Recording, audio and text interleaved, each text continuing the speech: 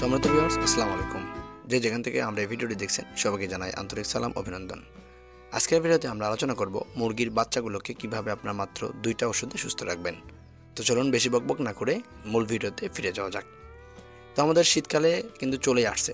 বর্তমানে কিন্তু দেখা যাচ্ছে যে সকালবেলা আবহাওয়াটা একটু ঠান্ডা থাকলেও দুপুরবেলা গরম থাকে, আবার রাতের বেলা কিন্তু আবার আবহাওয়াটা ঠান্ডা থাকে। এটা মুরগির জন্য একেবারেই সহনশীল তাপমাত্রা না। এক্ষেত্রে আপনার বেশ কিছু পরিবর্তন আনতে হবে। সেটা যদি মুরগির বাচ্চা হয়ে থাকে তার জন্য একটু বেশি কেয়ার করতে হবে, যদি একটু বড় মুরগি হয়ে থাকে তাহলে কিন্তু একটু কম কেয়ার করতে হবে। তো প্রথমে বলা যাক যে আমাদের বাচ্চাগুলো যদি এরকম আবহাওয়ার মধ্যে দিয়ে যায় তাহলে আমরা কী ধরনের চেঞ্জ আনতে পারবো। যেমন মুরগি যদি আপনি ছেড়ে দিয়ে পালন করে থাকেন সেক্ষেত্রে মা মুরগির সঙ্গে বাচ্চাগুলো সবসময় রাখবেন। এই সময়টাতে আলাদা একটু কম করবেন, কারণ রাতের বেলা যখন ঠান্ডা আবহাওয়া পড়বে অবশ্যই মুরগির বাচ্চাগুলো মুরগির মায়ের পাখার নিচে থাকবে। এবং সর্বক্ষণিকই আপনি চেষ্টা করবেন মধু মিশ্রিত পানি সকালবেলা দেওয়ার জন্য। তাহলে মুরগির শরীরটা হিট থাকবে শরীরের মধ্যে এবং রোগ প্রতিরোধ ক্ষমতা দ্রুত বৃদ্ধি পাবে। সাথে আপনি ব্যবহার করতে পারেন লাইসোভিটটা কেন ব্যবহার করবেন? এটা রোগ প্রতিরোধ ক্ষমতা দ্রুত বৃদ্ধি করে আপনার মুরগির খামারের সকল বয়সের মুরগিগুলোকে। পাশাপাশি আপনি ব্যবহার করতে পারেন ডক্সিভেটটা কেন ব্যবহার করবেন? এটা যদি মূলত দেখা যাচ্ছে যে এই ঠান্ডার সিমটমটা আপনার মুরগির শরীরে যখন 2-3 দিন ধরে বাসা বেঁধে থাকবে, তারপরে কিন্তু আপনি বুঝতে পারবেন যে আপনার মুরগিগুলোকে ঠান্ডা লেগেছে। অন্যথায় কিন্তু আপনি বুঝতে পারবেন না যে আপনার মুরগির বাচ্চাগুলো ঠান্ডা লেগেছিল। সেক্ষেত্রে যখন আপনার শীতের সিজনটা চলে আসবে সেক্ষেত্রে আপনি অবশ্যই লাইসোভিট মাঝে মাঝে খাওয়াবেন এবং ডক্সিভেটটা পরপর খাওয়াবেন। তাহলে হবে কি, যদি ঠান্ডা বা ছোটোখাটো কোনো সমস্যা থাকে ভেতরে ঠান্ডাজনিত, সেগুলো কিন্তু দূর হয়ে যাবে। এখন বলা যাক যদি বড় মুরগি হয়ে থাকে সেক্ষেত্রে আপনি কী ধরনের পদক্ষেপ ব্যবহার করতে পারবেন। অবশ্যই শীত শুরু হয়ে আসতেছে।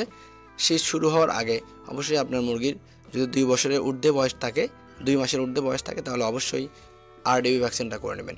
আরডিবি ভ্যাকসিনটা কোথায় পাবেন? এটা নিকটস্থ পশু হাসপাতাল এবং বিভিন্ন ভেটেরিনারি দোকানে পেয়ে যাবেন। এটা ব্যবহারের নিয়মটা হচ্ছে 1 সিসি রানের মাংসে পুশ করবেন।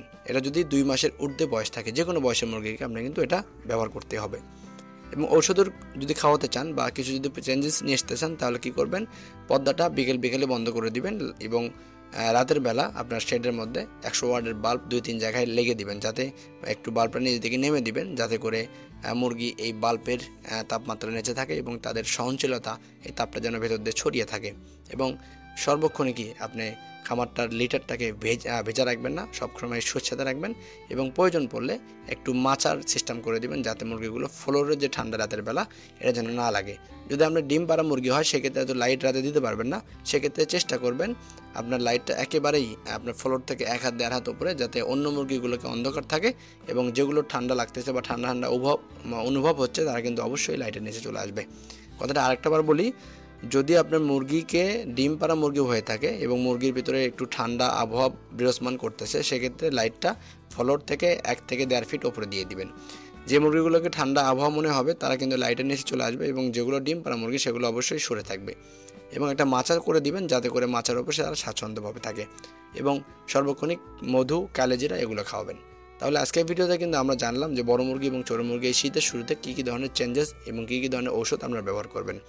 আজ এ পর্যন্তই, দেখা হবে নতুন ভিডিওতে। সে পর্যন্ত সবাই ভালো থাকবেন, সুস্থ থাকবেন, জানাতুল এগুলোর সাথেই থাকবেন। ধন্যবাদ সবাইকে।